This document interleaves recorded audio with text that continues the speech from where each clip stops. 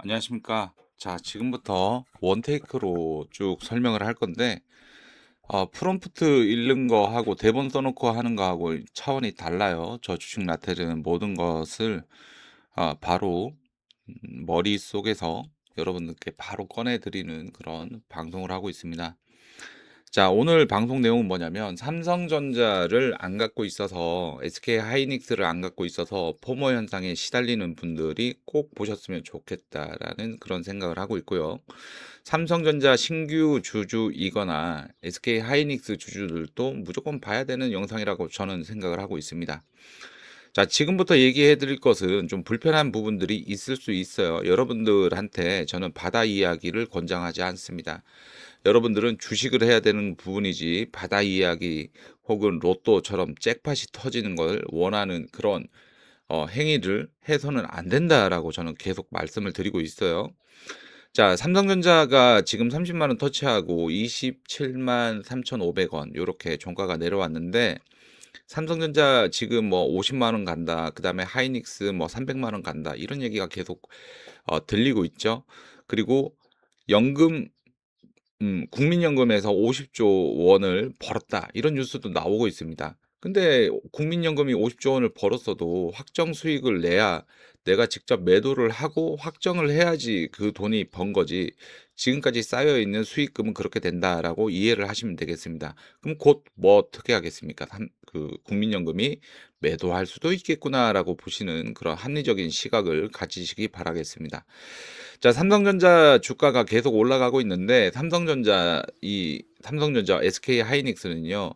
지금 이렇게 올라가는 거 뭐 당연히 올라갈 수도 있는 부분이기 때문에 뭐 "이거 뭐 잘못됐다." 이렇게 얘기하는 게 아니고요.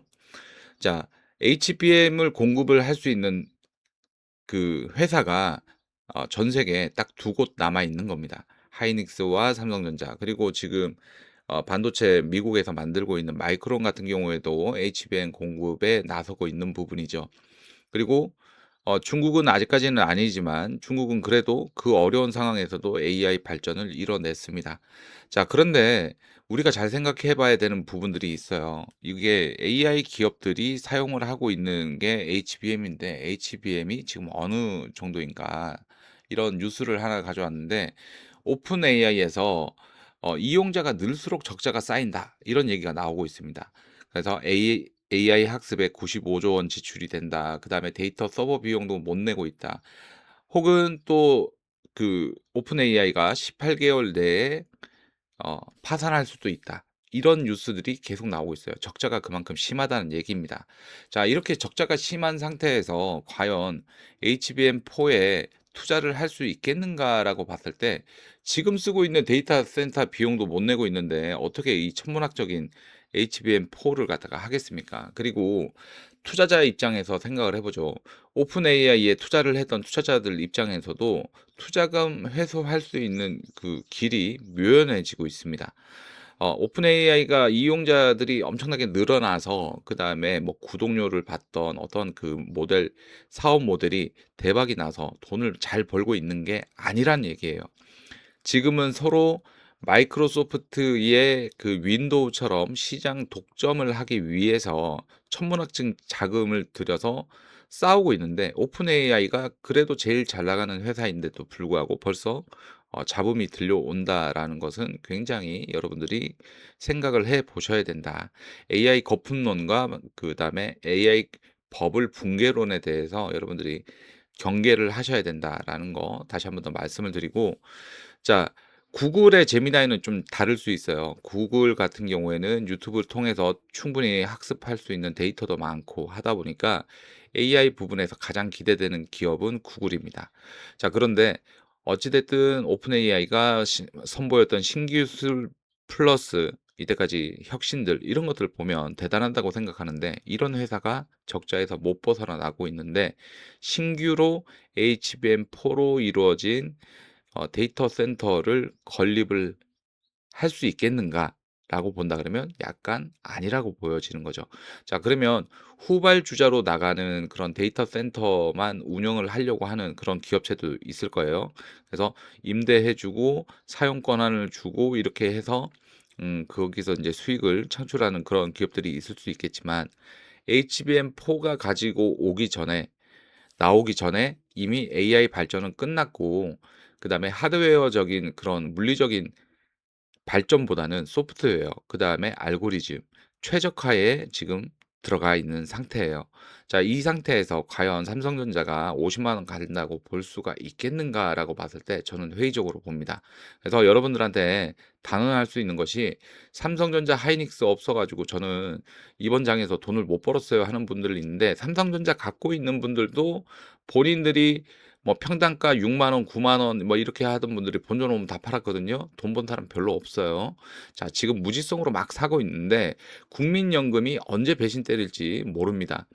뭐 지금 당장은 안 할 수 있어도 저는 굉장히 좀 안 좋다라고 생각을 하고 있는 부분이고 삼성전자 차트를 보면요. 역대 가장 큰 그런 상승을 나타내고 있거든요. 이때까지 있었던 삼성전자 상승하고는 말도 안 되는 그런 상승이 나오고 있는데 비정상적이라는 겁니다. 물론 한국장에서 상법 개정이 이루어져서 그다음에 주주 친화적인 정책을 이어간다 하더라도 삼성전자가 이렇게 상승하는 것을 정상적으로 생각을 하고 여기서 뭐 더 사고 뭐 '나는 30만 원에 샀는데 뭐 20만 원에 샀는데.' 이러고 있습니다. 자, 여러분들 같이 주식이 계속 올라가면 올라가는 도중에는 같이 샀던 사람들이 아군이에요. 그런데 주가가 폭락하기 시작을 하면요. 누가 먼저 팔아 먹고 도망가나 치킨 게임이 됩니다. 그래서 저는 오픈 AI가 내고 있는 그런 뉴스들이 거품론, AI 거품 붕괴론에 근거한다라고 보고 있기 때문에 '이러한 사이클이 오래가지 못할 것이다.'라고 생각을 하기 때문에 "삼성전자 없는 분들도 포모 현상 가지지 마라." 이렇게 얘기를 할 수 있어요. 다만 삼성전자와 SK하이닉스는 대체제가 불가능한 그런 HBM4라는 그런 제품을 가지고 있기 때문에 당분간 이 강세는 지속될 것으로 보지만 여기에서 5 0만 원 간다, 60만 원 간다 이런 소리 하는 것은 터무니없는 얘기라고 저는 생각을 하고 있습니다. 자, 지금 제가 이렇게 얘기했는 거는 하이닉스 포함이니까 하이닉스하고 삼성전자 갖고 있는 분들은 잘 생각해 보시기 바라겠고 제가 어저께 현대차 같은 경우에 우리 회원분들한테 매도 사인을 내 드렸어요. 목표가 라인에 닿았고 그다음에 이 목표가가 어떻게 이루어지는가 보면 대시세 라인 나오고 대시세 목표가 나왔거든요. "이거에서 더 간다 하더라도 내 거 아니라고 생각을 하셔라."라고 말씀을 드렸고 매도하라고 했습니다. 자, 삼성과는 또 결이 달라요. 현대차 같은 경우에는 지금 로봇 아틀라스만 생각을 하시는데 이 휴머노이드 로봇 같은 경우에는 경쟁자가 있습니다. 테슬라의 로봇도 있고요. 그다음에 피규어의 로봇도 있습니다. 그래서 경쟁하는 구조이기 때문에 현대차가 삼성도 저만큼 올랐는데 '현대차도 무조건 올라야지.'라고 하는 것은 크나큰 여러분들이 잘못 생각하고 있는 것이다라고 말씀을 드릴 수가 있는 부분이고 현대차 전성기는요. 2010 년도, 2012 년도 이때거든요. 이때 왜 그렇게 됐느냐. 중국에 있는 근로자들이 소득 수준이 올라가고 생활 수준이 올라가면서 현대차 수출도 잘 되고 했던 시즌이었습니다. 중국이 돈을 벌기 시작했던 2000 년대 초반부터 시작을 해서 현대자동차가 이뤘던 그런 영광과 업적들이 이런 차트에 다 나타나 있는데요. 지금 같은 경우에 아틀라스 하나로 이만큼 올라가 있는 상태예요.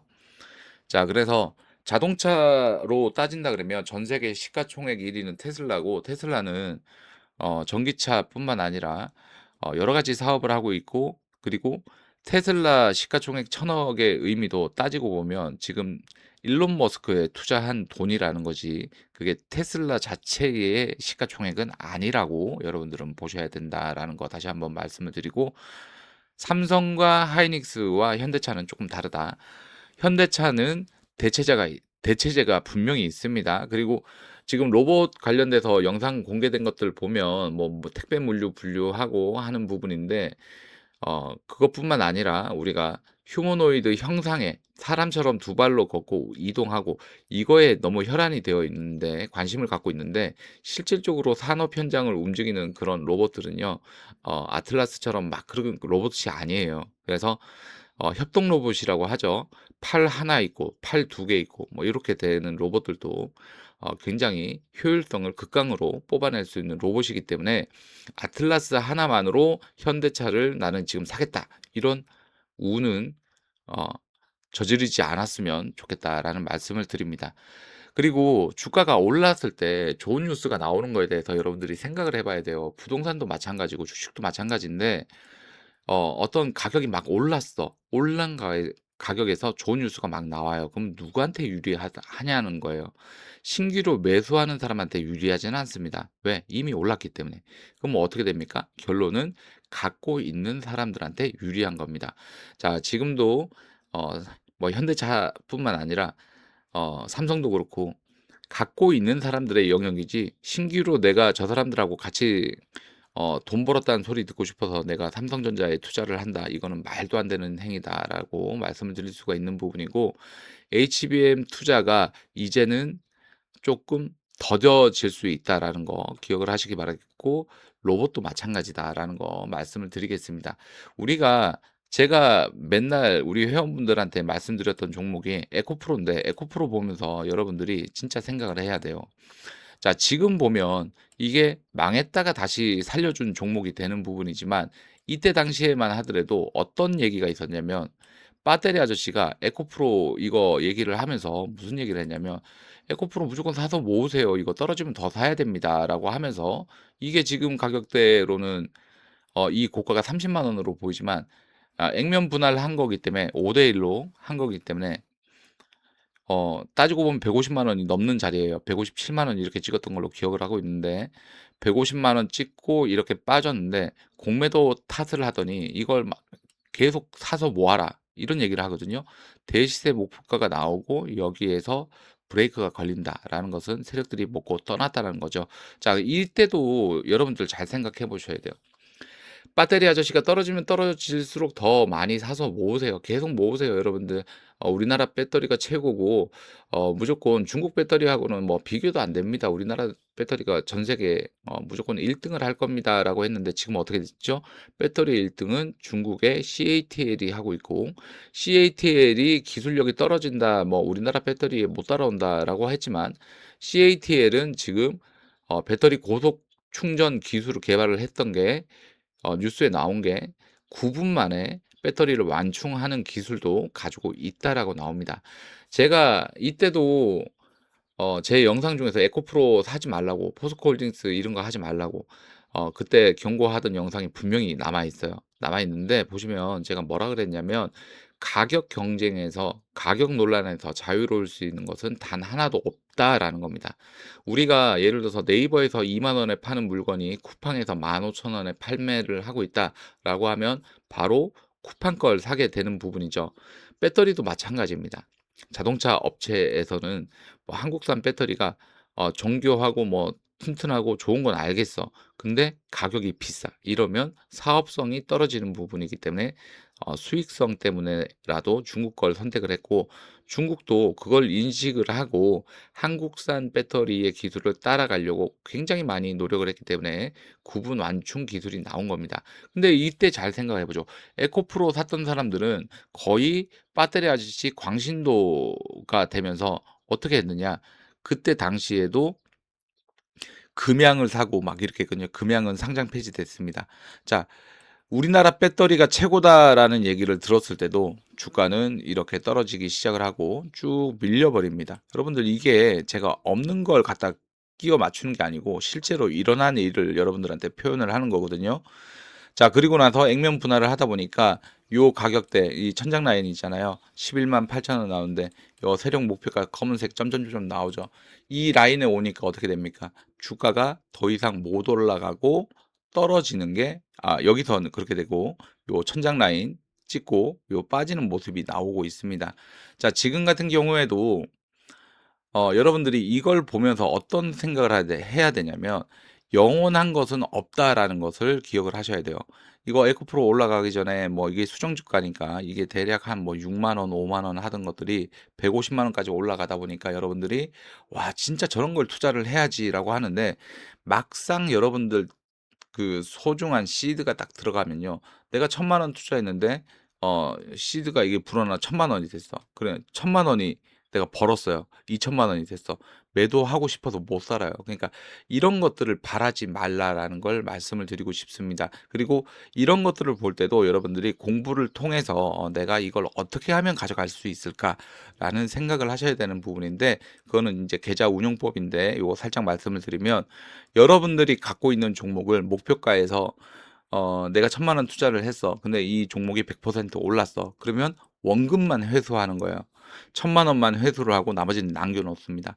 그러면 이 남겨진 주식은요, 거의 보너스나 다름은 없기 때문에 얘는 마이너스 99%를 찍어도 나한테는 손해 가는 금액이 아니에요. 그런 관점으로 놓고 봤을 때는 이 파동을 먹을 수가 있는 것이지, 이걸 사서 10배 간다, 이런 영상이나 이런 것들에 대해서 현혹되지 않으셨으면 좋겠다라는 말씀을 드립니다. 자, 그리고 이런 거를 여러분들이 표준 삼으면요, 굉장히 피곤해져요. 왜 그런가 말씀을 드릴게요. 자, 우리가 인생을 살면서 여러분들이 살고 있는 인생이 별반 다를 바 없습니다, 남들과. 삼시세끼 맛있는 밥 먹고 또 계절마다 그에 맞는 옷을 입고 이렇게 살아간단 말이에요.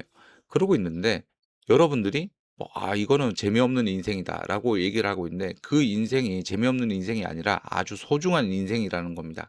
자, 그러고 있는데 어디 유튜브나 인터넷에 유명한 그 인플루언서들 있죠. 그런 사람들이 뭐 돈을 얼마씩 쓰고 그다음에 뭐 차를 좋은 걸 타고 다니고 돈이 뭐 엄청나게 많고 슈퍼카 자랑하고 명품 자랑하고 하는 걸 보면서 '아 저렇게 사는 게 행복하게 사는 거다.'라고 그 기준을, 표준값, 기본값, 그러니까 디폴트 값으로 그 기준을 세워 버리면 여러분의 인생이 한없이 초라하고 불행해 보이는 것처럼 주식도 마찬가지예요. 이렇게 막 많이 올라갔던 종목을 보면서 '아 저런 종목을 샀어야지.' 하는 거는 누구나 할 수 있는 생각이지만, 정확하게 내가 어떻게 주식 투자를 해서 어떻게 자금을 운용을 하고 '나는 지키는 매매, 안전한 매매, 절대 까먹지 않는 매매를 하겠다.' 이렇게 생각하는 거하고는 또 결이 다른 문제라고 생각을 합니다. 제가 초반에 바다 이야기를 했는데 여러분들은 바다 이야기를 하시고 싶어 하시는 거예요 지금. "주식 투자를 하고 싶어 하는 게 아니다."라는 말씀을 드리고, "삼성전자 없는 분들 포모 현상 겪는다. 없어도 된다." 분명히 말씀드리는데 "곧 꺾일 것 같다."라는 말씀을 드립니다. 단순히 뭐 코스피 지수가 8,000을 찍고 떨어졌기 때문에 제가 이렇게 하는 게 아니고, 제가 삼성전자를 뭐 안 갖고 있기 때문에 질투심에 이렇게 얘기하는 게 아니고요. '영원한 건 없다.'라는 거 다시 한번 여러분들이 생각해 보셨으면 좋겠습니다. 우리나라 방산주에 대해서도 생각을 해 보면요. 우리나라 방산주가 뭐 LIG 넥스원이라든지 이런 종목들이 너무 잘 가다 보니까 '아 이게 우리나라 기술이 엄청나게 뛰어나구나.' 이런 국뽕 그 쇼츠 영상들이 많이 올라오거든요. 그래서 우리나라 뭐 천궁 뭐 해공부터 시작해 가지고 미사일들이 굉장히 뛰어나다, 뭐 외국인들이 깜짝깜짝 놀래고 뭐 줄 서서 기다린다, 이런 얘기가 나오고 있는데, 그거 보면서 '아 우리나라 기술이 많이 발전됐구나.'라고 착각을 하시면 안 된다라는 거예요. 자, 여전히 미국 군수업체, 독일 군수업체 이런 업체들이 굳건합니다. 그런데 가성비로 봤을 때, 가격 대비 성능으로 봤을 때 한국산이 대용품으로 선택이 된 것이지, 기술이 압도적으로 좋아서 선택이 된 건 아닙니다. 기술이 압도적으로 좋다라면 그들보다 비싸게 팔 것인데 그렇지가 않잖아요. 그러니까 비슷한 기능, 비슷한 성능을 갖고 있으면서도 싸기 때문에 선택이 되었다라는 거 기억하시기 바라겠고, 방산조선 이런 것들도 다 그런 관점에서 보셔야 된다라는 거 다시 한번 더 말씀을 드리는 부분이고요. 우리가 가격 논란에서 자유로운 거는 단 한 개도 없습니다. 무조건 없으면 안 되는 걸 갖고 있어. 그러면 가격 논란에서 갑이 되는 거예요. 없으면 부르는 대로 파는 게 갑이 되는 건데, 지금 HBM 역할은 그게 조금 지났다라고 저는 보고 있어요. 앞으로 AI 기업들이 많이 이제 합병이 되고 사라지는 기업도 있고 흡수 합병되고 뭐 이렇게 먹이사슬이 이제 정리가 될 거예요. 정리가 되고 난다 그러면 제일 오래 가고 가장 발전할 수 있는 회사는 저는 구글로 보고 있고, 구글 제미나이로 보고 있는데, AI 투자했던 기업들이 점점 자금 회수를 하는데 어려움을 겪고 있으면서 신규 투자가 줄고 있다. 그렇기 때문에 HBM 투자도 줄고 있다. 이렇게 생각하시는 것이 맞겠습니다. 항상 그래요. 자, 우리가 부동산이나 주식을 할 때도 갖고 있는 사람 영역에서 많이 올라가고 좋은 뉴스가 나오면 팔기 위한 빌드업이라고 보는 것이지, 그게 지금 사야 된다는 빌드업이 아니라는 것을 주식 좀 해 보신 분들은 바로 아실 거예요. 부동산도 그렇고 주식도 그렇고 가장 좋을 때, 가치가 좋을 때 팔아야 되는 겁니다.